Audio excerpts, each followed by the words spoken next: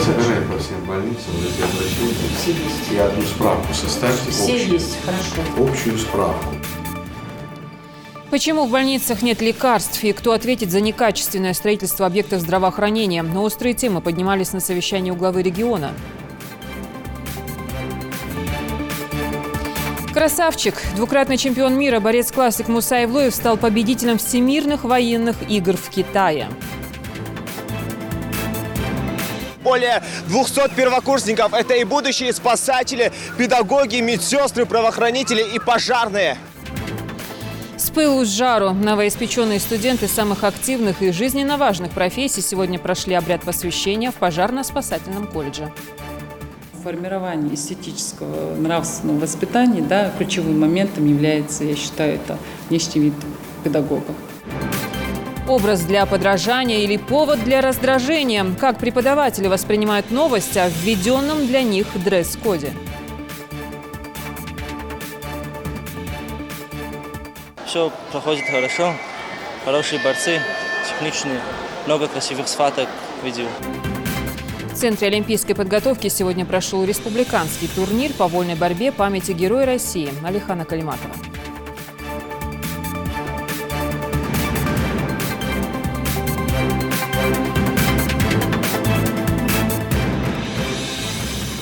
Здравствуйте, это новости 24. Глава региона Махмуд Али Калиматов проинспектировал лечебные учреждения в отдаленных населенных пунктах Малгобекского района. Он оценил условия работы, пообщался с пациентами, руководством и персоналом больниц. Об итогах инспекции в нашем сюжете. Очелукская участковая больница в сельском поселении Средние Очелки была построена в 1908 году. Она является одной из самых старых в Ингушетии. На сегодняшний день здесь функционирует стационар на 30 коек. Махмуд Али Калиматов ознакомился с состоянием здания, в котором последний раз ремонт проводился в 2013 году. Указал на необходимость составления справки, отражающей все проблемные вопросы и потребности данного медицинского учреждения. Следующий объект, который посетил руководитель региона, это Малгобекская районная больница номер 2, возведенная в 1934 году в сельском поселении Вознесенское. Капитальный частичный ремонт некоторых подразделений. Все своими силами, все поддерживаем, стараемся. Во время общения с главным врачом выяснилось, что несмотря на ветхость здания, больница пользуется большим спросом у населения. По словам пациентов, в первую очередь это связано с удачным месторасположением в лесистой местности, грамотным персоналом и качеством предоставляемых услуг. В ходе общения с персоналом и посетителями медицинских учреждений сельского поселения Очелки и Вознесенское поднимался вопрос увеличения коечного фонда, а также востребованности в этих районах различных медицинских услуг. У нас еще больные лежат с ковюрта, с концелхоза, с поселка. Детей туда-сюда укололи, покапались и везти в холод, выводить, что тоже проблема. Они должны быть здесь и не доложить. Решите и доложите. Чтобы здесь было врачи детские 2. Махмуд Али Калиматов отметил необходимость модернизации и развития в отдаленных районах медицинских организаций, отвечающих потребностям населения. Он поручил вице-премьеру Марьям Амриевой и ответственным министрам организовать выезд экспертной комиссии на места для составления заключения по состоянию этих 2 медкорпусов. На прививки? С осмотром планом. Да? Ну и как, больно прививочки-то делать? Нет. Нет? Нет, я тоже в детстве делал, ерунда. Глава региона добавил, что правительство и Минздрав Ингушетии отныне любые решения в сфере оказания медицинских услуг, их качества и доступности будут принимать с учетом потребностей населения. Махмуд Али Калиматов также подчеркнул, что главы муниципальных образований должны регулярно проводить проверки социально значимых объектов на своих территориях, помогать в решении важных насущных вопросов. Они это же все красят, белят, тут ходят. Ну, они же все делают. Но вы же хоть душой болеете. Ну, откуда она знает, там, гофру надо провести, заселение, развод, гоняться. Просто раз поинтересовались, куратора назначь сюда. Вот эти больницы старые, прям куратор назначь, скажи, месяц раз мне докладываешь. Ты тоже куратора назначь с города. Пусть месяц раз сам не сможешь, пусть приедет, Глава республики побывал также в Малгобекской центральной районной больнице, где обсудил ряд хозяйственных вопросов. Речь, в частности, шла о необходимости проведения ремонта лифта в медучреждении. Собирай по всем больницам вот эти обращения. Все есть. И одну справку составьте. Все общую. есть, хорошо. Общую справку, потребность. Да, ну все, которые документы подавали на капитальный ремонт, на какие-то вещи. В завершении рабочей поездки Махмуд Али Калиматов дал ряд поручений, одно из которых касалось подготовки списка всех больниц, нуждающихся в ремонте, а также разработки дорожной карты по исправлению ситуации. Альмина Бокова, Хусен Гагиев, Юсуп Ханиев, Рахман Суров. Новости 24. Предложение по устранению нарушений и модернизации медицинской системы региона должен представить Кабмин после тщательного анализа ситуации в сфере охраны здоровья населения региона.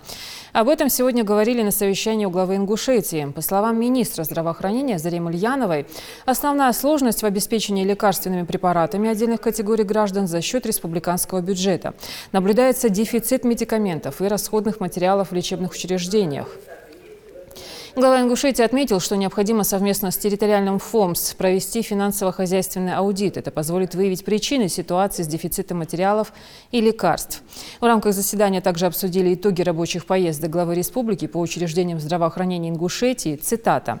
«Больницам 2-3 года, но они уже разваливаются, а ведь эти сооружения приняты в эксплуатацию инспекции строительного и жилищного надзора и Минздравом Ингушетии.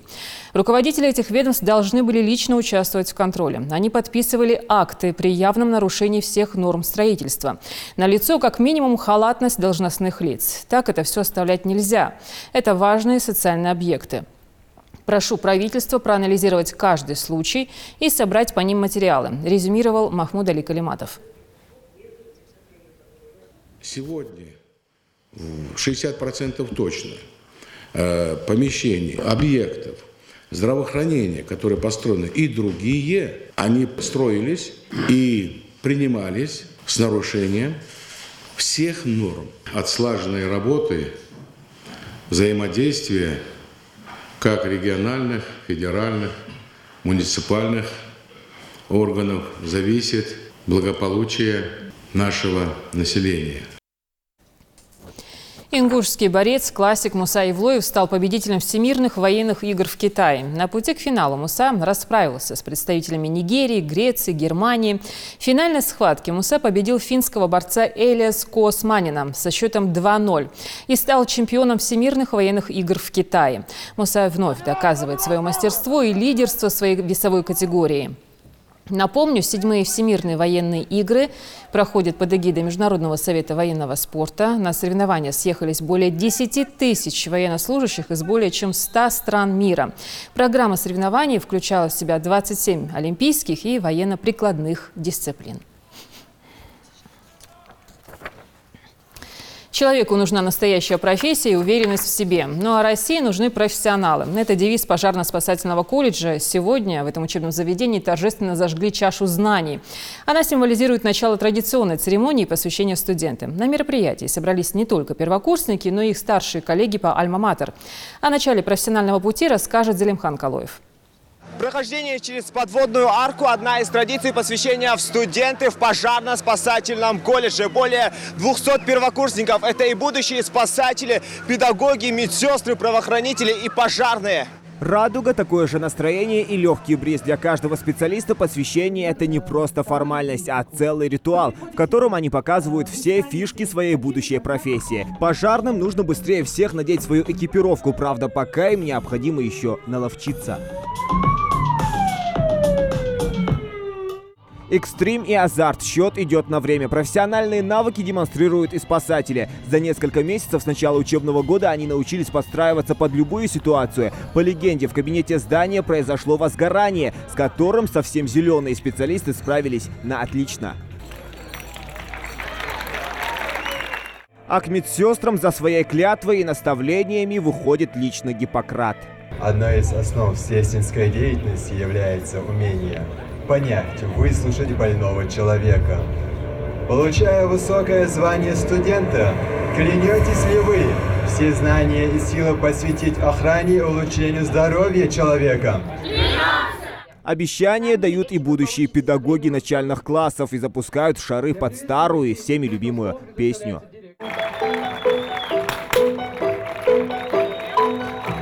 Далее за дело берутся правоохранители. Их задача – обезвредить и спасти. Еще одна добрая традиция колледжа. Для полного завершения церемонии старшекурсник торжественно зажигает чашу знаний. Впереди бессонные ночи за лекциями, зачеты и экзамены. С важным для каждого первокурсника днем поздравляет руководство колледжа. Чтобы после окончания нашего колледжа, и чтобы вы дальше продолжали учиться, продолжали работать, и чтобы наш колледж поддерживали имидж и внесли достойное имя нашей республики, и чтобы вы во всех своих начинаниях помнили свою студенческую жизнь, помнили время, которое вы провели здесь. Очень много ответственности. Ваши родители ждут, что вы станете хорошими специалистами. Мы точно так же ждем, чтобы вы стали хорошими специалистами. Но еще раз повторяю, чтобы стать хорошими специалистами, надо трудиться и трудиться. Если многие при выборе будущей профессии мешкаются, то Бекхан Янгулбаев четко расставил приоритеты. Свою жизнь решил посвятить медицине. Планы амбициозные. Работать во благо — это приятнее всего работать.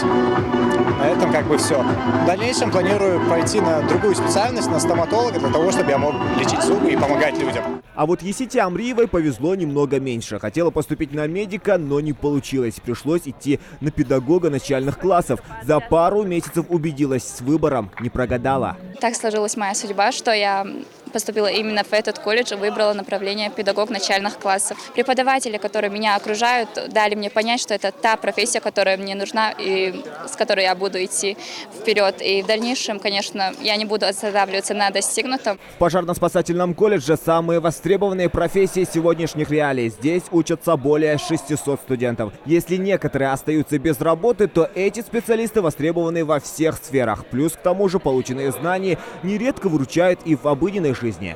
Те, кто могут прийти на помощь в сложных ситуациях, те, кто не боится увидеть какие-то страшные кадры, те, естественно, выбирают наш колледж, потому что здесь они могут получить знания о том, как оказать первую медицинскую помощь, как действовать себя в случаях, если, не дай бог, кто-то попал в ДТП. Это может быть сам человек, это может быть наш студент, в смысле, это может быть и другой человек, который просто оказался свидетелем этого. И я уверен, что люди, и были моменты, действительно, когда наши студенты приходили на помощь, в тех же участвовали в тушении, ликвидации пожаров, спасали людей, которые были в невменяемом состоянии, пытались покончить жизнь самоубийством.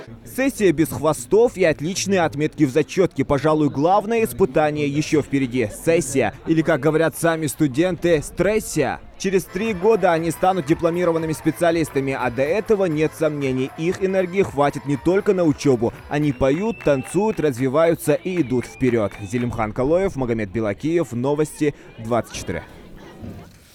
Минац Ингушетии проработает правительственную программу привлечения в регион узких специалистов в ключевые сферы республики. Ее реализуют при поддержке федерального центра. Акцент будет на высококвалифицированных специалистах независимо от национальной принадлежности. Об этом сообщил глава ведомства Руслан Волков. Он отметил, что власти республики будут создавать рабочие места для тех, кто в разные годы покинул регион, но готов вернуться и работать на благо Ингушетии. При этом правительственная программа разрабатывается с расчетом на федеральную поддержку. Она предусматривает привлечение в республику ежегодно 50 человек для обеспечения социально-экономического развития субъекта.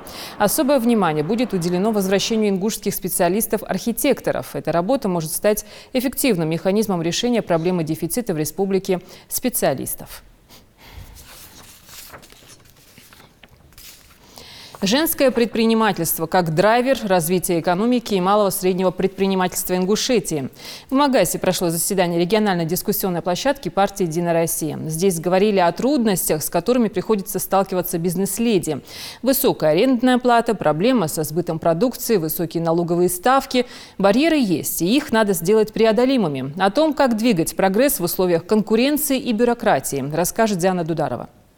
Времена, когда добытчиком семьи был исключительно мужчина, остались в прошлом. В современном мире женщины все чаще становятся инициаторами создания малых предприятий в сферах образования, медицинского и социального обслуживания. Если же мужчины-предприниматели всецело посвящают себя своему делу, то бизнес-леди умудряются одновременно совместить роли жены, матери и квалифицированного специалиста. С какими трудностями сталкиваются женщины-предприниматели и каким образом оказать содействие развитию их бизнеса? За ответами на эти вопросы партия «Единая Россия» собрала участников дискуссии за круглым столом. Здесь собрались представители управления антимонопольной службы, уполномоченные по правам предпринимателей, и, конечно, встреча не могла обойтись без предпринимательниц.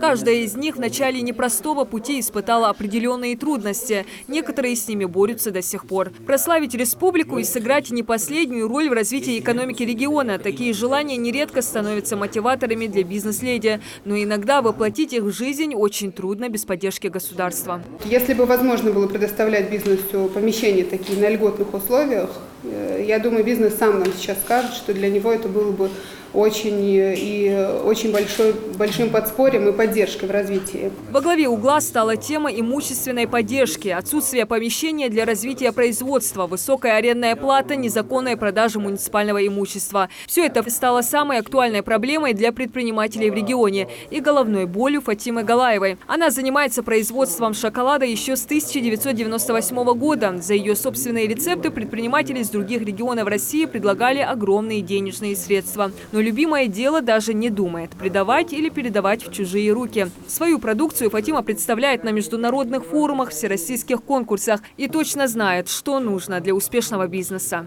Я всегда хотела построить свой кондитерский цех, свою маленькую фабрику, как визитную карточку Ингушетии, куда бы могли люди прийти.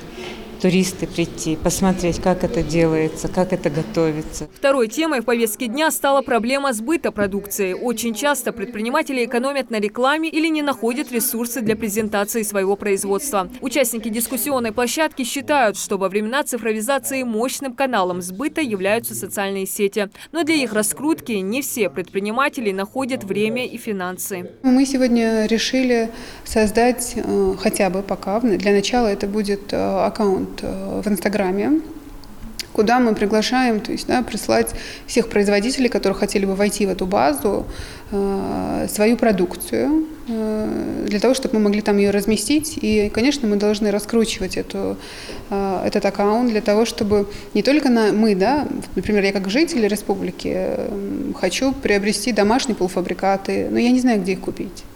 Потому что очень мало информации, рекламой, как правило, никто не пользуется. В ходе дискуссии без внимания не остались и попытки нечестного заработка, когда предприниматели, уклоняясь от налогов, не регистрируют ИП. Конечно, частично мы ситуацию можем улучшить, если составим каталог всех товаропроизводителей, которые у нас есть. При этом, конечно, большая часть наших людей не хочет регистрироваться, не хочет работать официально. Хочу сказать, что в ближайший год, 2-3 вот эта тема работать по серой, по черной схеме, она будет закрыта. Причиной того, что развивать свое дело дальше не видят возможным, часто становятся высокие налоговые ставки и невозможность представить свою продукцию. Ряд предпринимателей предложили создать уголок в столице региона, где ремесленники могли бы представить свое производство не только жителям Ингушетии, но и туристам, гостям республики. По итогам встречи было принято решение составить резолюцию, куда будут внесены все вопросы. Участники мероприятия не сомневаются, что уже к следующему заседанию найдут пути их решения. Диана Дударова, Майербек Межоев, Новости 24. Что изменится в нашей жизни с приходом ноября? Закон о суверенном Рунете и официальное появление статуса паломника – это лишь часть нововведений в законодательстве России. Готовится большое количество законодательных новинок, которые вступят в силу через несколько дней. Об этом подробно Тамара Хашагульгова. Закон о суверенном Рунете. Речь идет о безопасности и устойчивости функционирования сети интернет на территории России. Основной смысл нового закона – постараться установить в стране китайскую или близкую к ней модель интернета. Российская власть пытается взять под контроль интернет и распространение информации в нем. Переход на суверенный Рунет в ноябре 2019 года только начинается. Завершиться он должен будет к началу 2021 года. Пока закон больше затрагивает операторов связи, которые обязаны установить специальное оборудование для его исполнения. Еще один закон, вступающий в силу с начала ноября, коснется микрофинансовых организаций. С 1 числа МФО запрещается выдавать займы под залог недвижимости физлицам в целях, которые не связаны с ведением предпринимательской деятельности. Это означает, что займы нельзя будет выдавать под залог жилого помещения или под залог права на жилье по договору долевого строительства. Такая мера должна будет резко осложнить один из способов мошенничества, на котором специализировались некоторые МФО. Суть этого способа – выдача займов под залог жилья и отъеме квартир за малейшую просрочку.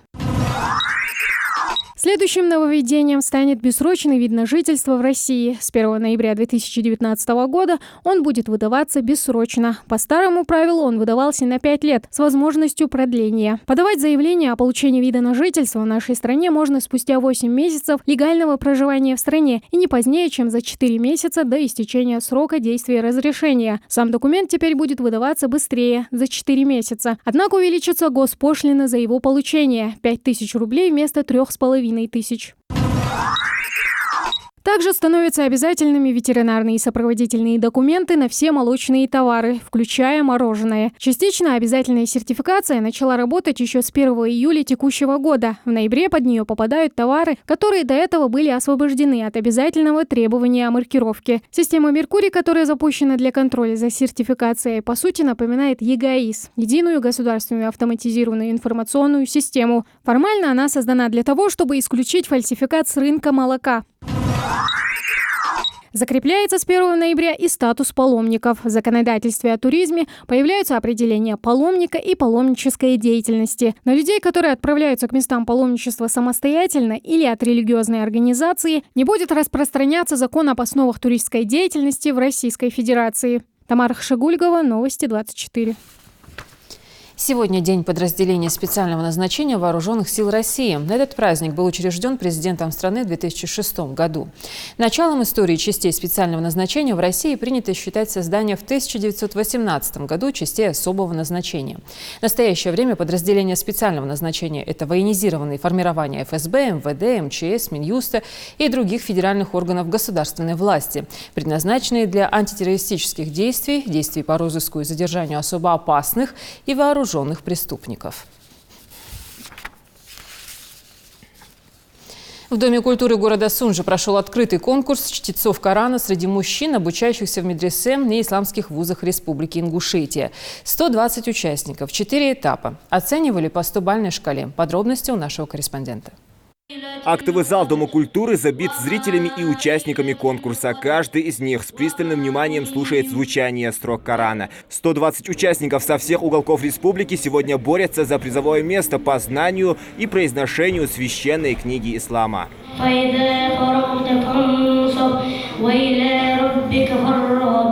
Халид Зугаев – житель города Сунжа. В 13 лет он записался в местную школу хафизов и всего лишь за год освоил наизусть 3 джуза из 30. Сегодня Халид, воспользовавшись возможностью, решил принять участие в открытом конкурсе. У него есть желание проверить свои знания и в дальнейшем работать над ошибками.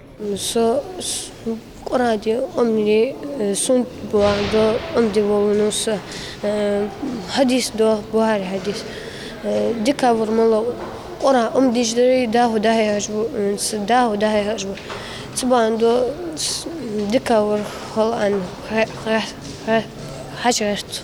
Дети сегодня были не одни. В зале их поддерживают родные и близкие. Например, Алихан Кукурхоев, который не смог пропустить чтение священной книги своим сыном. А само звучание, делится он, полностью умиротворяет его физическое и психологическое состояние.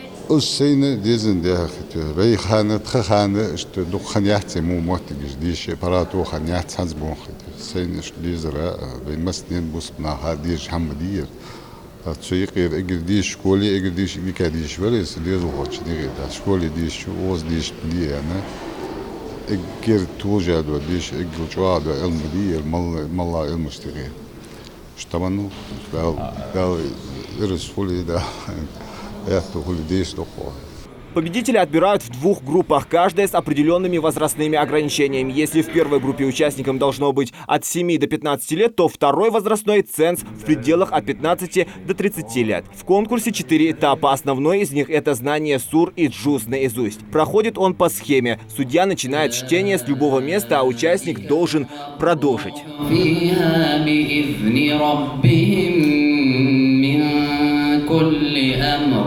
أعوذ بالله من الشيطان الرجيم.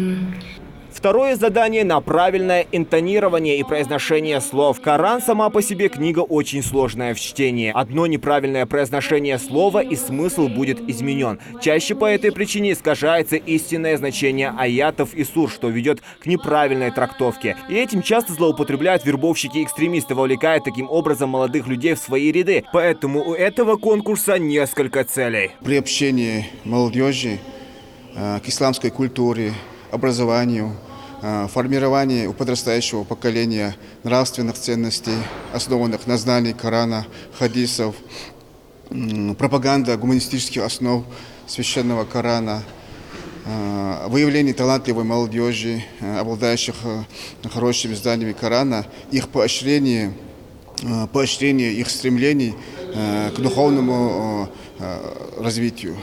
Мероприятие проходит под строгим взглядом 4 членов жюри хафизов. Это те, кто знают весь Коран наизусть. Оценивать участников будут по 100-бальной шкале. Каждое задание имеет определенную оценку. Победители будут отбираться по наибольшему количеству баллов. Есть одинаково ханчане дополнительный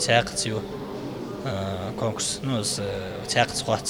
дополнительно то же самое, это амаджуз, шерхуат или куран, хадили, дополнительно халахат ржлусаки. Призовых мест в конкурсе 6, по 3 в каждой группе. Победителей наградят грамотами и денежными премиями. Зелимхан Калоев, Адам Гулоев, Адам Далаков. Новости 24.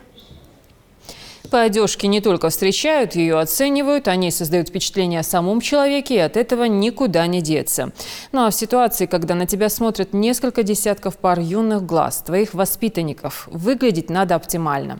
Элегантность и сдержанность во всем. Вот что подразумевает деловой стиль. Для педагогов дресс-код ввели на официальном уровне приказом Министерства образования. Репортаж Даны Плеевой. Далее. Скажи мне, пожалуйста, 43, что за число? Охарактеризуй. 4 десятка, 3. Днем 4 десятка и 3 единицы. Хорошо.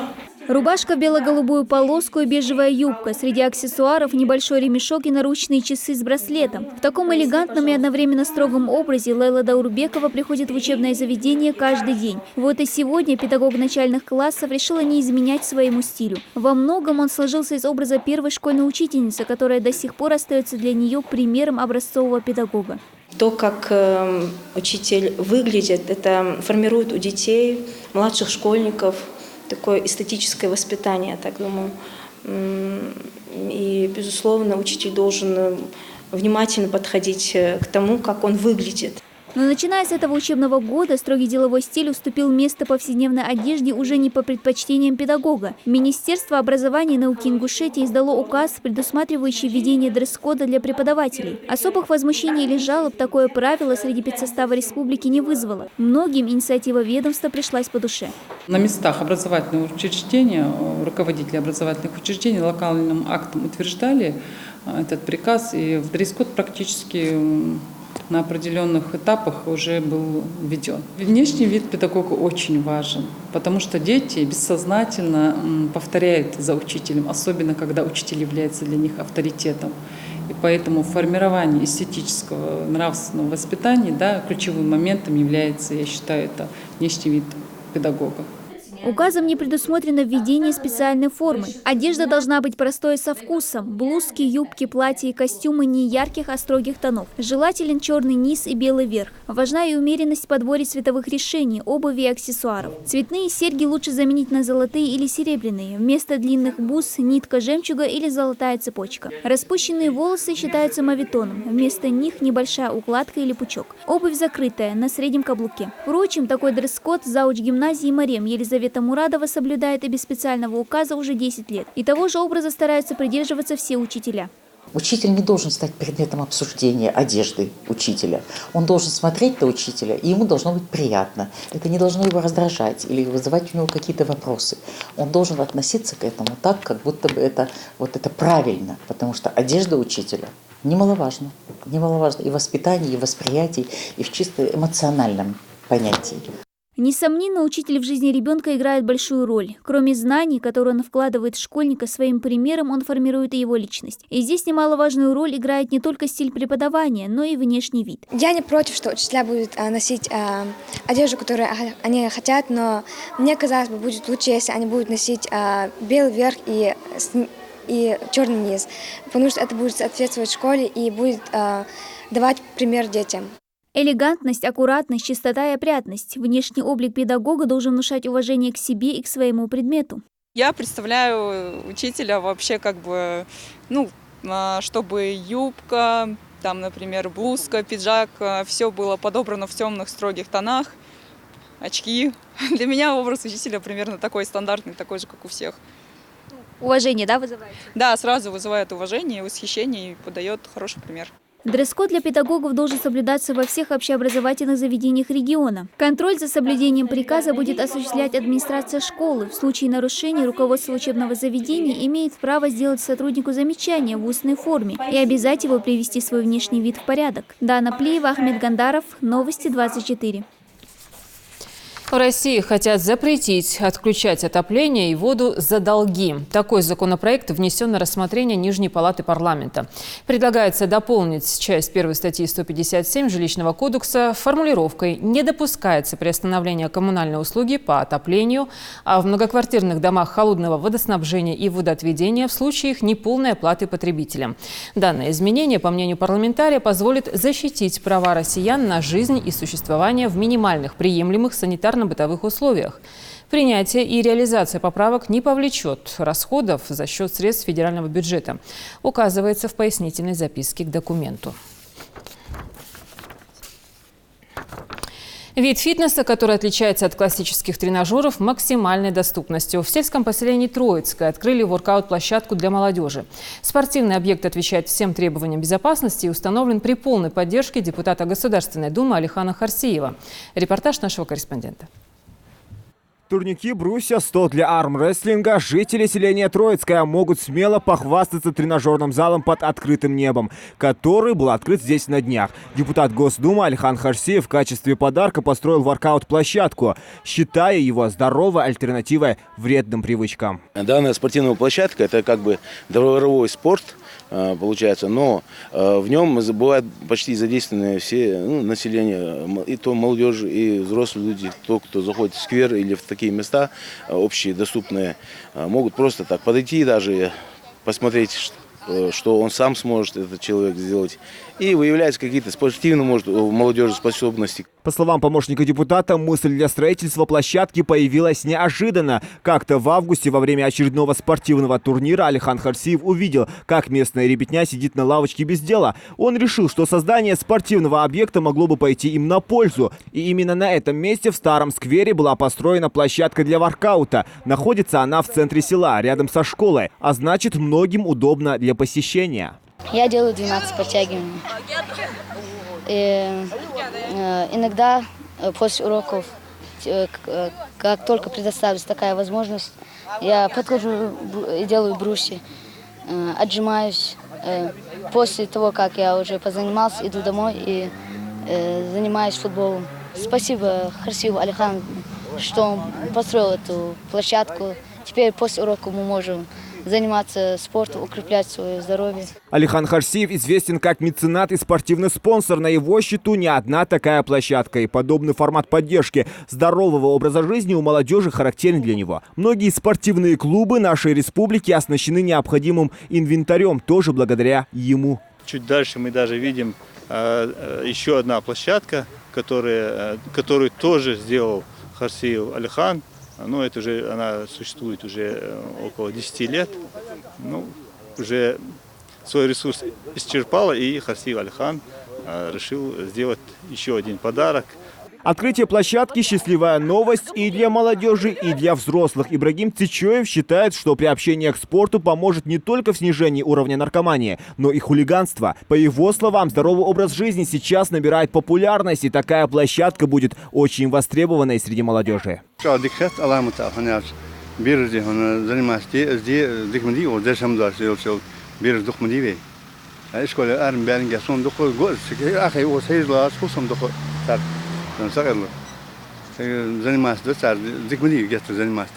Воркаут или уличный спорт – это тренировки с использованием собственного веса, которые стали в России одними из самых популярных видов спорта. Зелимхан Калоев, Хава Гагиева, Ахмед Гандаров. Новости 24. «Сдай кровь, подари жизнь». К донорской акции, приуроченной ко Дню народного единства, сегодня присоединилось Управление Федеральной службы судебных приставов Ингушетии. Чтобы внести свою лепту в спасение чьей-то жизни, сотрудникам управления даже не пришлось покидать свое рабочее место. Бригады врачей с переносным оборудованием и лекарствами сами посещают организации, которые изъявили желание стать участниками этой акции. При себе достаточно иметь только паспорт. Эти акции, насколько я знаю, здесь проходят 2 раза в год, поскольку у наших сотрудников очень плотный график, нет возможности выезжать на станцию, поэтому нам идут навстречу и приезжают к нам. Думаю, эта акция полезна прежде всего для того, чтобы каким-то образом поспособствовать и помочь людям, которые нуждаются в помощи непосредственно в крови. Тем более все мы люди разные, может быть, у кого-то из нашего управления окажется редкая группа крови, и он сможет спасти чью-то жизнь. Перед сдачей крови человеку, даже вечером, когда он уже ужинает день до этого, желательно жирную, острую еду, молочную не есть. А утром обязательно надо будет выспаться 7 часов, хотя бы минимальный сон. Больше можно, меньше нежелательно. И утром, когда он встанет, выпить чай можно с сахаром, с вареньем, с конфетами, с печеньем. Хлеб можно, булочку можно, без молочных продуктов. В Центре олимпийской подготовки сегодня прошел республиканский турнир по вольной борьбе памяти Героя России Алихана Калиматова. Он был организован руководством спортивного клуба «Чингис», а также Федерацией спортивной борьбы Ингушетии. Всего в соревнованиях принимали участие больше 150 спортсменов из Ингушетии и других субъектов СКФО. Поединки проводились на 2 татами. Подробности у Идриса Ижиева. В спаррингах решает не только физическая подготовка, но и интеллект. Важно просчитать каждый свой шаг наперед, поэтому борцы основательно готовились к этим состязаниям. На ковре ожесточенная борьба за право выхода в финал. Спортсмены активно работают в борьбе, не желая уступать ни 1 метр на татами. Но спустя какое-то время борцу в синем Исламу Газикову удается завершить схватку уже в первом периоде. За счет чего ты сейчас смог? За счет выносливости и скорости работы. Тренеры, девушки, тренеры очень трудно уже кичун хаминусу. Вот хочу до конца всех хода выступить. Учитывая масштаб проводимых соревнований, поединки проходят одновременно на 2 татами. Каждому участнику дается по 4 схватки, по сумме которых и определяется чемпион. Каждый период длится по 2 минуты, ну а в случае возникновения спорных моментов судьи назначают дополнительный раунд.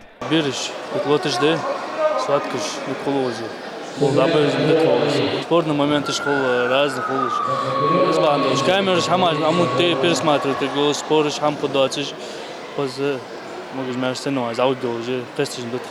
На очереди следующая пара участников, только возрастная категория уже повыше. Учитывая возраст и вес борцов, схватка обещает быть зрелищной. Все-таки на татами опытные соперники, показавшие себя не 1 раз на различных турнирах. По итогам 2 периодов победа присуждают кабардинскому борцу в синем трико. Все проходит хорошо, хорошие борцы, техничные, много красивых схваток видел. Первые 2 схватки нормальные были, 3-ю схватку надо отработать, над ошибками поработать надо.